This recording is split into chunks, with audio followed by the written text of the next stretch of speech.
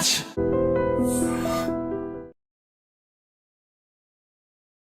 Ladies and gentlemen, welcome to iDream media. నేను Priyadarshan. So ఒక private ఇష్యూని మనం ఈరోజు పబ్లిక్ ప్లాట్ఫామ్లో రెగ్యులర్గా ప్రతి యూట్యూబ్ ఛానల్లో, టీవీ ఛానల్స్లో డిబేట్ల రూపంలో చూస్తూ ఉన్నాం.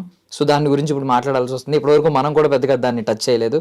సో అదేంటంటే ఒకరేమో హీరో, ఒకరేమో ఒక ప్రొఫెషనల్, ఒక బిజినెస్లో ఉన్న ఆమె, Jismat Mandi owner Gautami Chowdary, drinker Sai hero Dharma Mahesh, వీళ్ళిద్దరి ఇష్యూ గురించి ప్రతి చోట చర్చ జరుగుతుంది. కొంచెం మనం దాని గురించి డీప్గా డిస్కస్ చేసుకుందాం. మనతో పాటు సీనియర్ జర్నలిస్ట్ భరద్వాజ్ గారు ఉన్నారు, మాట్లాడదాం. సార్ నమస్తే. నమస్తే అండి. బాగున్నారా సార్? బాగున్నారు. సో ఫస్ట్ ఆఫ్ ఆల్ ఏంటి సార్ అంటే ఈ ఇష్యూ ఒక ప్రైవేట్ ఇష్యూ, అసలు ఒక కుటుంబ పంచాయతీ ఈరోజు పబ్లిక్ ప్లాట్ఫామ్ మీదకి వచ్చింది. సో ఆవిడ తీసుకొచ్చి స్టార్టింగ్ అయితే ఆవిడ ఎక్కువ కనిపించింది ఈ పబ్లిక్ ప్లాట్ఫామ్లో. సో ఆవిడ కేసెస్ పెట్టిందని చెప్పి విన్నాం. ఏంటంటే ఒక 3 కేసులు ఏంటంటే గృహహింస, వరకట్న వేధింపులు, ఇంకోటేమో ఇల్లీగల్ అఫైర్స్ కోసం వేధిస్తున్నాడు, అదనపు కట్నం కోసం వేధిస్తున్నాడు అనేది ఒకటి ఎలిగేషన్.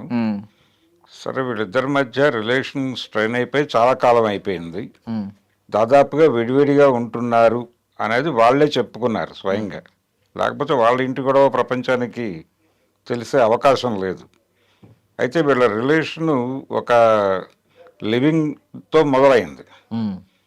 అంటే సహజీవనం చేస్తున్నాం మేము అని ఆవిడే ప్రకటించారు ప్రపంచానికి. ఇప్పుడు కాదు, ఈ జిస్మత్ మండి అనేది పెట్టిన తర్వాత ఆవిడ నిజానికి ఇన్స్టాగ్రామ్ ద్వారా సెలబ్రిటీ, సోషల్ మీడియా సెలబ్రిటీ హోదా అనుభవించింది ఆవిడ.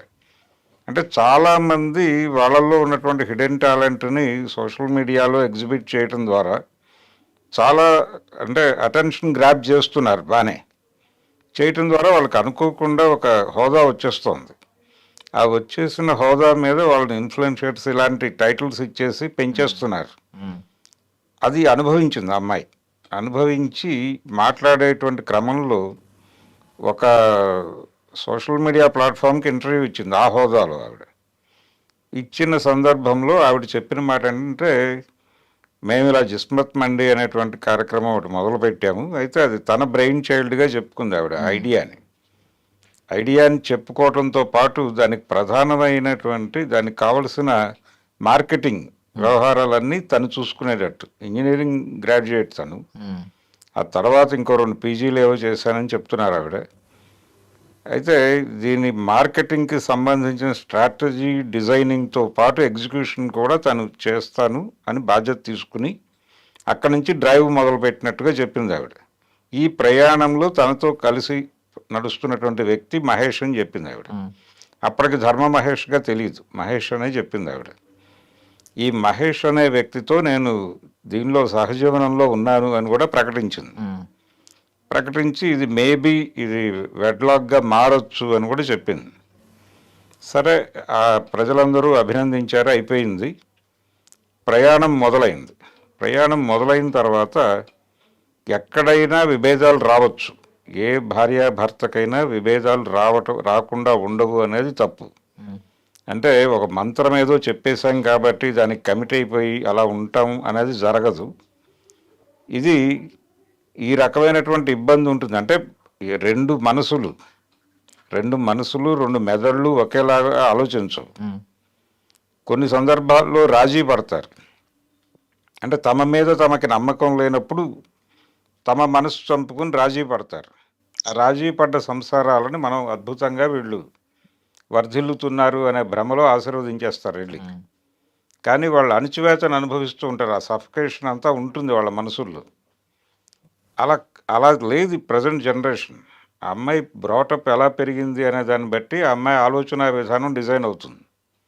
ఇతని బ్రాటప్, ఇతను ఎక్కడ పుట్టాడు, ఎలా పెరిగాడు, ఏ బ్యాక్ డ్రాప్లో నడిచింది ఇతని ప్రయాణం అనే దాన్ని బట్టి అతని ఆలోచనలు ఉంటాయి. దీన్ని పరిగణనలో తీసుకోవాలి. వాళ్ళిద్దరిని కలిపి ఒక చోట ఉంచినప్పుడు వాళ్ళ అభిప్రాయాలు కలవాలని లేదు, వాళ్ళ ప్రయారిటీస్ ఒకేలాగా ఉండాలని లేదు. అలా లేనప్పుడు విడిపోవడం కోసమే ఒక చట్టం పెట్టారు అక్కడ, విడిపోయే ఇది. నిజానికి పెళ్ళిళ్ళు చేసేటప్పుడే విడిపోయే హక్కుని రిజర్వ్ చేసి వీళ్ళిద్దరినీ కలుపుతున్నామని చెప్పి ఇప్పుడు పైన ఒక ఇది వేస్తారు, ఒక పద్యం వేస్తారు, ఇది శుభలేఖల్లో. అది తీసేసి విడిపోయే హక్కుని రిజర్వ్ చేస్తూ వీళ్ళిద్దరినీ కలిపి ఉంచుతున్నామని వేస్తే సరిపోతుంది. ఏ క్షణమైనా విడిపోవచ్చు ఎవరైనా. ఉమ్, కానీ ఇక్కడ వచ్చేసరికి ఆ అమ్మాయికి ఇతనికి కలిపి కొన్ని ఆర్థిక లావాదేవీలు ఉన్నాయి. వీళ్ళిద్దరూ కలిసి లేరు. వీళ్ళ మధ్య విభేదాలు వచ్చినాయి. ఎవరి మానాన వాళ్ళు బతుకుతున్నారు. మధ్యలో ఒక బాబు ఉన్నాడు వీళ్ళకి. ఉమ్, ఆ బాబుకు సంబంధించి ఆ బాబుని కూడా సెంటిమెంటల్గా వాడే ప్రయత్నం చేస్తారు ఈ లావాదేవీ తేల్చుకోవటం కోసం. ఉమ్, నీ దగ్గర ఉన్నాడా, నా దగ్గర ఉన్నాడా, ఉండాలా, ఎవరి దగ్గర ఉండాలి అంటే గతంలో వాళ్ళు డివోర్స్ కోసం అప్లై చేస్తే భరణం ఇవ్వాల్సి వస్తుంది అనే గొడవతో వీళ్ళు హోల్డ్ చేసేవాళ్ళు. ఉమ్, ఈ పంచాయతీ అంతా ఇది బయట పంచాయతీ. అంటే బయట పంచాయతీ జరిగితే వన్ టైం సెటిల్మెంట్ ఏదో జరుగుతుంది. ఒకేసారి కొంత డబ్బులు ఇచ్చేయడం జరుగుతుంది. ఈ మధ్య ఇతను ఈ కేసులోకి శేఖర్ భాష ఇన్వాల్వ్ అయ్యాడు. ఉమ్, తను ఒక రకంగా మేల్కొలుపు అనేటువంటి ఒక నినాదంతో నడుస్తున్నాడు ఆయన. ఉమ్, అంటే పురుషుల హక్కుల పరిరక్షణ అనేది తన బాధ్యతగా స్వీకరించి ప్రయాణం మొదలుపెట్టాడు. ఉమ్, సరే ఆ మేరకు వాళ్ళు వీళ్ళ మీద పెడుతున్నటువంటి సెక్షన్స్ అన్నీ కూడా మిస్యూజ్ అవుతున్నాయని న్యాయమూర్తులు చెప్పినటువంటి అభిప్రాయాలను కూడా ఆయన అధికారికంగా ప్రకటిస్తూ ఆ మధ్య జంతర్ మంతర్ దగ్గర ఏదో ధర్నా కార్యక్రమం కూడా ఉమ్, చేశాడు. ఈ పద్ధతి మార్చాలి, చట్టాలు సవరించాలి అని. అంటే చాలా సందర్భాల్లో మనం ఇప్పుడు దళితుల్ని ప్రొటెక్ట్ చేస్తూ ఎస్సీ ఎస్టీ అట్రాసిటీస్ యాక్ట్ వచ్చింది. ఉమ్, దాని మీద కూడా ఇదే విమర్శ ఉంది. అది మిస్యూజ్ అవుతోంది అని అగ్రకులాల వాళ్ళు తరచూ చేసేటువంటి మాట. ఉమ్, అలాగే ఈ మహిళల్ని ప్రొటెక్ట్ చేస్తూ వాళ్ళ రైట్స్ని ప్రొటెక్ట్ చేస్తూ తీసుకొచ్చిన చట్టాలన్నీ మిస్యూజ్ అవుతున్నాయని ఇలాంటి వాళ్ళు మాట్లాడుతూ ఉంటారు. ఉమ్, దీనికి కూడా ఈ ఆర్గ్యుమెంట్కి కూడా మార్కెట్ ఉంది. అలాగే ఆ ఆర్గ్యుమెంట్ చాలా కాలంగా ఉంది కాబట్టి ఆ చట్టాలు తీసుకొచ్చారు. ఇది ఓట్ల కోసం తీసుకొచ్చిన చట్టాలు అని మాట్లాడేవాళ్ళు ఉన్నారు. ఉమ్, సరే అది ఏమైనప్పటికీ సామాజిక సమస్య అది. మహిళలు ఈ దేశంలో ఒక సఫకేషన్కి గురవుతున్నారు కల్చరల్గా అనేది వాస్తవం. ఇప్పటికీ ఇంత అడ్వాన్స్లో ఉన్నప్పటికీ కూడా పురుషాధిక్య సమాజం నడుస్తున్న మాట వాస్తవమే. ఉమ్, కొన్ని చెదురుమదురు సంఘటనల్లో వాళ్ళు అంటే సమాజంలో ఒక వైలెన్స్ పెరిగింది. ఈ వైలెన్స్ పెరగటం వెనకాల మార్కెట్ ఎకానమీ రోల్ ఉంది. ఎవరు ఇంకోరితో కలిసి లేరు. కంపార్ట్మెంటాలిటీ అనేది వచ్చింది ఇప్పుడు. ఉమ్, ఎవరి కంపార్ట్మెంట్లో వాళ్ళు ఉంటున్నారు. ఒకే ఇంట్లో భార్య భర్త కొడుకు ఉన్నప్పటికీ భార్య కంపార్ట్మెంట్లో భార్య ఉంటుంది, భర్త కంపార్ట్మెంట్లో భర్త ఉంటాడు, కొడుకు కంపార్ట్మెంట్లో కొడుకు ఉంటాడు. అందుకే మనకి 4 BHKలు 5 BHKలు BHKల సంఖ్య పెరుగుతోంది. ఉమ్, ఇది పెరగటం వెనకాల కంపార్ట్మెంటాలిటీ ఉంది. ఎవరి కంపార్ట్మెంట్లో వాళ్ళు ఉన్నప్పుడు వాళ్ళు కష్టాలు పక్కోడికి చెప్పుకోవడానికి ఇష్టపడట్లేదు. వాళ్ళ సమస్యలు చెప్పుకోవడానికి ఇష్టపడట్లేదు. ఎవరి బబుల్ వాళ్ళే పేల్చేసుకుంటున్నారు. ఈ ప్రాసెస్లో ఆత్మహత్యలు పెరిగినాయి. ఒకళ్ళ మీద ఒకళ్ళు దాడులు చేసుకోవడం పెరిగింది. తల్లుల్ని చంపుతున్న పిల్లల్ని చూస్తున్నాం, పిల్లల్ని చంపుతున్న తల్లుల్ని చూస్తున్నాం. గందరగోళంగా తయారైపోయింది రిలేషన్. ఉమ్, అన్ని రిలేషన్స్ ఇలాగే ఉన్నాయి. ఈ ప్రాసెస్లోనే ఈ గొడవ కూడా జరుగుతోంది. ఏది ఈ జిస్మత్ మండి బ్యాచ్. ఉమ్, అతనేమో హీరో, అతని తాలూకా ఒక సెలబ్రిటీ హోదా అతనికి ఉంది. ఈఎంఐకి కూడా సెలబ్రిటీ హోదా ఉంది ఈక్వల్గా. అలాగే ఒక బిజినెస్ని రైజ్ చేయటంలో తన రోల్ ఉంది. ఉమ్, సో ఇప్పుడు ఆ అమ్మాయి విడిపోవడానికి సంబంధించి ఒక వన్ టైం సెటిల్మెంట్ అడుగుతోంది. ఈ వన్ టైం సెటిల్మెంట్ అడుగుతున్న సందర్భంలో ఇప్పుడు శేఖర్ భాష లాంటి వాళ్ళు ఒక పాయింట్ తీసుకొస్తున్నారు. ఉమ్, వాళ్ళు ఏమంటారంటే ఒక అమ్మాయి ఎవరో ఇలాగే వన్ టైం సెటిల్మెంట్లు చేసి ఒక భర్త దగ్గర నుంచి కొంత అమౌంట్ తీసుకుని ఇతను వదిలిపెట్టేసి ఇంకెవరినో పెళ్లి చేసుకుని వాడిని కూడా ఇలాగే రోడ్డును లాగి ఉమ్, అక్కడ కొంత డబ్బులు లాగి ఇలా 7-8 పెళ్ళిళ్ళు చేసుకోవడం ద్వారా చాలా కోట్ల రూపాయలు ఆర్జించను ఉమ్, అని ఒక కేసు గురించి ఆయన ప్రస్తావిస్తున్నాడు. అది నిజమే కావచ్చు, కానీ ఎగ్జంప్షనల్ అలాంటివి ఉంటాయి, ఉండవని అంటలేదు. ఉమ్, ప్రపంచంలో అది కూడా ఉంటుంది. వీళ్ళు చేస్తారు, వాళ్ళు చేస్తారు, ఎవరైనా చేస్తారు. ఇద్దరు కలిసి ఉండాలి అనేటువంటి ఒక నైతిక బెత్తంతో ఆ అమ్మాయి మీద దాడి చేస్తున్నారు. ఉమ్, అంటే ఆ అమ్మాయి కొంత అంటే తనదైన పద్ధతిలో ఆ అమ్మాయి మీద కొన్ని ఎలిగేషన్స్ చేస్తున్నారు లైంగికపరమైనటువంటి పద్ధతులు.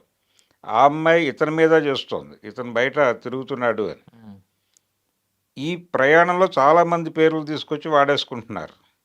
ఇప్పుడు ఆ బిగ్ బాస్ షోలో ఉన్నటువంటి అమ్మాయి ఈ రోలింగ్లోకి వచ్చింది, వీళ్ళ ట్రాల్లోకి వచ్చింది. అలాగే ఈ TV5లో పనిచేస్తున్నటువంటి పెద్ద మనిషి కూడా దీనిలోకి వచ్చేసాడు. ఉమ్, ఆయన కూడా సర్క్యులేషన్లో ఉన్నాడు ఇప్పుడు. ఇలా ఎవరి పద్ధతుల్లో వాళ్ళు కొన్ని పేర్లు పట్టుకొచ్చేసి మాట్లాడేసుకుంటున్నారు. వాళ్ళిద్దరి మధ్య ఉన్నటువంటి సమస్యని ప్రపంచ సమస్యగా మార్చే ప్రయత్నం చేస్తున్నారు. ఈ ప్రపంచ సమస్య కాదది. ఈ జనరేషన్‌లో నడుస్తున్నటువంటి ధోరణే అది. ఆ అమ్మాయి విడిపోవాలి అనుకుంటోంది. చాలా ఓపెన్‌గా ఒక ఆఫర్ చెప్పేసింది. బాబు 10,00,00,000 కావలెను అని. ఈ 10,00,00,000 ప్లస్ తన బ్రెయిన్ చైల్డ్ అని తను క్లెయిమ్ చేసుకుంటున్నటువంటి ఆ జిస్మత్ మార్ట్‌కి సంబంధించినటువంటి మండీకి సంబంధించి ఆవిడ మొత్తం క్లెయిమ్ చేసుకుంది ఒక దశలో. ఆ తర్వాత ఏదో కొన్ని అవుట్‌లెట్లు తనకిచ్చేటట్టు కూడా ఆవిడ ఒక మాట మాట్లాడింది. అలాగే కూర్చోబెట్టి బేరం మాట్లాడితే మేబీ ఆ 10,00,00,000లో కూడా ఏదైనా తగ్గొచ్చు. అయితే ప్రధానంగా ఇక్కడ పురుషుల వైపు నుంచి జరుగుతున్న దారుణం ఏంటంటే, మగపిల్లల వైపు నుంచి వీళ్ళు అతిగా సాంప్రదాయంగా బిహేవ్ చేస్తున్నారు. ఆడపిల్లల మీద నెపం వేసి వీళ్ళు మరీ అతి సాంప్రదాయంగా మాట్లాడుతున్నారు. ఎందుకు మాట్లాడుతున్నారు అంటే, ఆడపిల్లలు చాలా చూజీగా తయారైపోయారు. ఈ మధ్యకాలంలో దాదాపు ఒక 25 ఏళ్ల నుంచి నడుస్తోంది ఈ ట్రెండ్. అంటే వాళ్ళు ఎవరిని పడితే వాళ్ళని పెళ్లి చేసుకోవడానికి కూడా సిద్ధంగా లేరు. ఎవరితో పడితే వాళ్ళతో కలిసి ఉండడానికి కూడా సిద్ధంగా లేరు. వాళ్ళు చాలా చూజీగా ఉన్నారు. ఈ చూజీగా ఉండటం వలన పెళ్లి కాని మగపిల్లల సంఖ్య పెరుగుతోంది. పెరిగింది ఆల్రెడీ. ఈ పిల్లకు పెళ్ళవుతుందా అని ఆ రోజుల్లో వేజల సత్యనారాయణ గారు సినిమా తీశాడు. ఇప్పుడు ఈ పిల్లాడికి పెళ్ళవుతుందా అని తీయాల్సిన పరిస్థితి. ఈ కండిషన్‌లో వీళ్ళకి ఆడపిల్లల మీద కోపం పెరిగిపోయి వీళ్ళు వాళ్ళ మీద విపరీతంగా ఉన్నవి లేనివి మాట్లాడేస్తున్నారు. అతిగా సాంప్రదాయంగా మారిపోయి, ఈ అమ్మాయి ఏమిటి ఈ డ్రెస్ వేసుకుని వచ్చింది రోడ్డు మీదకి అని వీడు మాట్లాడుతున్నాడు. అలాగే పార్కుల్లోనూ క్రికెట్ ఇవి జరిగేటువంటి ఏరియాల్లోనూ మగపిల్లలు ఆడపిల్లల గురించి మాట్లాడుకునే భాష చాలా వల్గర్‌గా మారిపోయింది.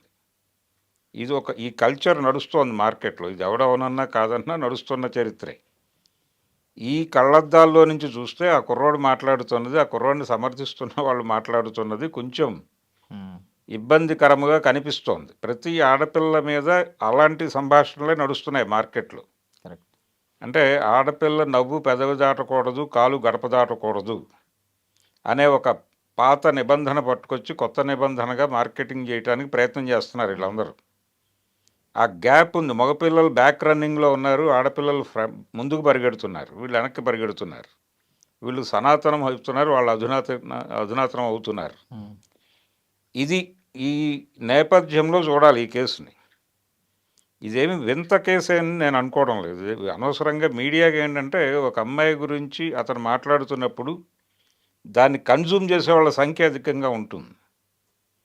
ఇప్పుడు ఆ అమ్మాయి మాట్లాడేటప్పుడు ఎవరో ఇంకొక అమ్మాయి గురించి మాట్లాడుతోంది.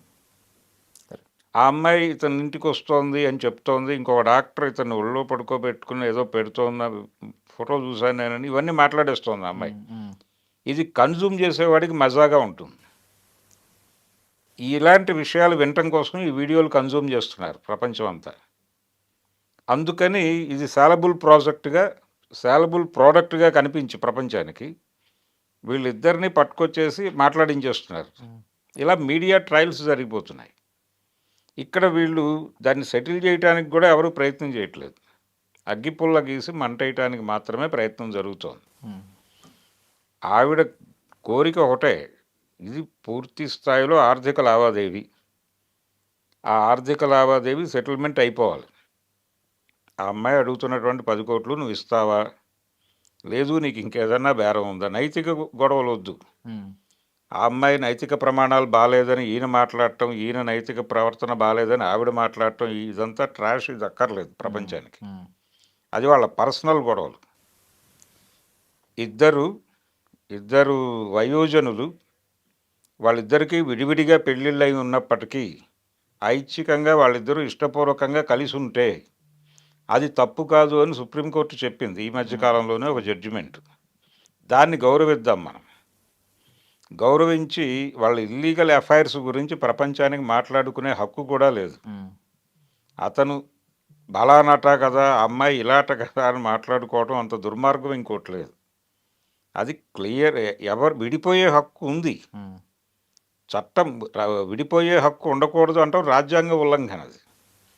అందుకని కాన్స్టిట్యూషన్ వయలేషన్ చేయకుండా ఆర్థిక సెటిల్మెంటు హ్యాపీగా కూర్చోబెట్టి సెటిల్ చేసేసి ఆ డబ్బులు ఇప్పించగలిగితే ఇప్పించి, లేదంటే ఆ అమ్మాయి ఏదైనా ఇవ్వాల్సి ఉంటే ఇప్పించి క్లోజ్ చేసి తోలేయటం బెటర్ అండి.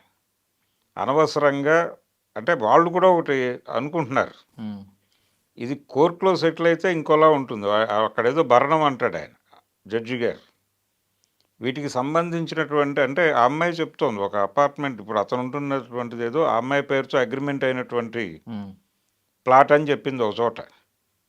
మేబీ అలా అయితే ఆ డాక్యుమెంట్స్ ఏవో సబ్మిట్ చేస్తే అతన్ని బయటకు పంపించేయచ్చు.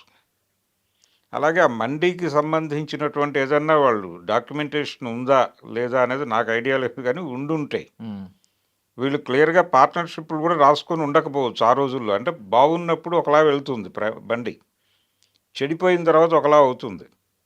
అంటే ఈ అమ్మాయి మెయిన్గా అతని మీద మొదట చెప్పినటువంటి ఎలిగేషన్ ఏంటంటే తను ప్రెగ్నెంట్గా ఉన్నప్పుడు అతను వ్యవహరించిన శైలి బాలేదు ఉమ్, అనేది మొదటి క్లైమ్. అయితే దానికంటే ముందే వీళ్ళ మధ్యలో ఇంకేదైనా అభిప్రాయ భేదాలు వచ్చి ఉండొచ్చు, రావటానికి స్కోప్ ఉంది. ఆ అమ్మాయి టాలరేట్ చేసే పరిస్థితిలో ఉండకపోవచ్చు, ఎందుకంటే తను కొంచెం మోడర్న్గానే ఉంది. మోడర్న్గా ఉంది, తన లైఫ్ తను లీడ్ చేయగలను అనేటువంటి ఒక కాన్ఫిడెన్స్ కనిపిస్తోంది. ఈ గొడవలు జరిగినా జరగకపోయినా నేను బతకగలను, ఇవేవి లేకపోయినా నేను బతకగలను అనే కాన్ఫిడెన్స్ ఉంది ఆ అమ్మాయిలో. ఆ ఫైటింగ్ స్పిరిట్ ఉంది. ఆ ఫైటింగ్ స్పిరిట్ ఉంది కాబట్టి ఫైట్ చేస్తుంది. ఉమ్, వీళ్ళందరూ వెళ్ళిపోయి అక్కడ ఆ అమ్మాయి మాట్లాడిన మాటలని సరుకుగా మార్చి ప్రపంచంలో వ్యాపారం జరిగిపోతుంది. ఈ వ్యాపారం చేసుకుంటున్న వాళ్ళు చందాలు వేసుకునైనా సెటిల్ చేయొచ్చు అది. ఉమ్, ఈ ఛానల్స్ వాళ్ళందరూ ఉమ్, దీని మీద బిజినెస్ నడుస్తోంది కదా, వ్యూస్ వస్తున్నాయి, ఏదో దాని తాలూకా వ్యాపారంలోంచి కొంత పర్సంటేజ్ ఇచ్చినా కానీ అమ్మాయి కష్టం ఉమ్, తీరిపోవచ్చు కదా, అతనికో ఆ అమ్మాయికో ఏదో హెల్ప్ జరుగుతుంది కదా, అది చేయరు మళ్ళీ. కానీ డిస్కషన్స్ మాత్రం నడుస్తూ ఉంటాయి జీవితాంతం. అసలు ఇలాంటిది కన్జ్యూమ్ చేయడానికి సరదాగా ఉంటుందనే జీవితాలకు సంబంధించిన చాలా కార్యక్రమాలు నిర్వహించారు మనోళ్ళు. ఉమ్, బ్రతుకు ఇస్త్రీ బండి అని, బ్రతుకు మిర్చి బండి అని ఇలా పెట్టి బండా అని ఒకటి. రచ్చబండలు, జారుడు బండలు ఇలా పెట్టి చావగొట్టేశారు కదా ప్రపంచాన్ని.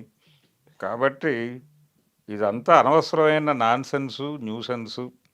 ప్రజెంట్ సొసైటీలో ఆడపిల్లలు పాత పద్ధతుల్లో ఉండడానికి సిద్ధముగా లేరు. వాళ్ళని నైతిక బెత్తంతో బెదిరించే ప్రయత్నం చేస్తే వాళ్ళు కూడా నైతిక బెత్తమే తీసుకుని చితక్కొట్టేస్తున్నారు. ఉమ్, ఇది అర్థం అంటే ఏ మనిషికైనా ఇంకొక మనిషితో కలిసి ఉండాలనే రూల్ ఏం లేదు. విడిపోవాలి అనుకున్నప్పుడు గౌరవించి వదిలేయటం మంచిది అని. అంటే ఆత్రేయ గారు ఎప్పుడో చాలా పురాతన కాలంలో ఒక పాటలో చెప్పాడు, ఉమ్, అడిగేందుకు నీకున్నది మమకారం, విడిపోయేందుకు తనకున్నది అధికారం అని రాశాడు ఒక పాటలో ఆయన. ఉమ్, అంటే ఇద్దరు లవర్సు, ఆ అబ్బాయి ఇంకెవరినో ప్రేమిస్తున్నాడు అనే విషయం హీరోయిన్కి తెలిసి ఆ అమ్మాయి మనసు పాడుకునే పాట అది. ఆ మనసు పాటలో కూడా ఆయన అద్భుతమైన ప్రయోగం చేశాడు. అడిగేందుకు నీకు మమకారం ఉండొచ్చు, తప్పులేదు, ఉమ్, కానీ విడిపోయే హక్కు వాడిదే. ఉమ్, ఎందుకు వాడిది? వాడు ఒక ఇండివిజువల్, అదొక యూనిట్. వాడికి నీతో కలిసి ఉండాలని అనిపించకపోవడం అది నీ తప్పు కావచ్చు, కాకపోవచ్చు, కానీ వాడికి ఆ రైట్ ఉంది, దాన్ని గౌరవించు, ఉమ్, వదిలిపెట్టేసాయి. నీకు నిజంగా ప్రేమ అంటూ ఉంటే అది పంచి ఇవ్వడానికి ప్రపంచం చాలా ఉంది, అటు వెళ్ళిపో, నువ్వు వీడిని వదిలిపెట్టేసాయి, ఇంకా ఏ రకమైనటువంటి గొడవల్లోకి వెళ్ళకు అని రాశాడు ఆయన.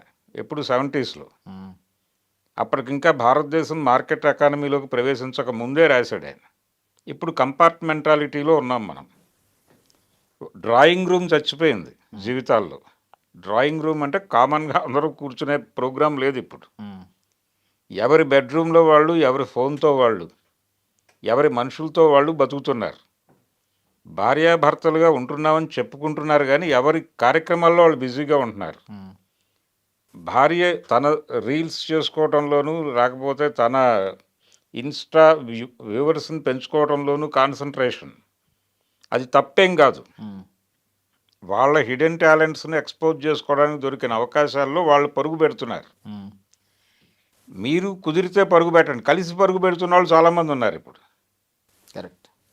కాబట్టి దాన్ని గౌరవించాలి. అవతల వాళ్ళని మీరు రెస్పెక్ట్ చేస్తే మిమ్మల్ని రెస్పెక్ట్ చేస్తారు. ఇక్కడ రెస్పెక్ట్ లేదు, వీళ్ళిద్దరి మధ్య చనిపోయింది. ఉమ్, చనిపోయిన తర్వాత ఇంక గొడవ అనవసరం. ఆ ఆర్థిక లావాదేవీ సెటిల్ చేసేసి క్లోజ్ చేసేయటం బెటర్. ఇంకా ఈ అమ్మాయి తప్పు చేసింది, ఆ అబ్బాయి తప్పు చేశాడు అనేది అనవసరమైన చర్చ. ఇంకా తవ్వుకుని ఇంకా డ్యామేజ్ చేసుకోవడం తప్ప పర్సనల్ యూజ్ అయితే ఇప్పుడు 100 విషయాలు పట్టుకొస్తారు. అతను 5వ తరగతిలో ఉండగానే ఎవరితోనో ఎఫ్ఐఆర్ ఉందని నాకు తెలుసు అని ఆ అమ్మాయి మాట్లాడొచ్చు. లేదు ఆ అమ్మాయికి ఇప్పుడు ఆయన తండ్రి గారు ఒక మాట అన్నాడు.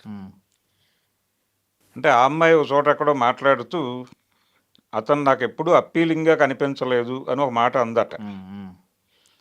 అంటే ఆ అప్పీలింగ్గా లేనప్పుడు ఎందుకు యాక్సెప్ట్ చేశారు అంటే కనీసం దీనికైనా సరే ఎందుకు యాక్సెప్ట్ చేశారంటే నా వెంట పడేవాడు, వెంట 100 మంది పడతారు, 100 మందిని యాక్సెప్ట్ చేస్తారా అని ఆ కుర్రాడి తండ్రి గారు అన్నారు.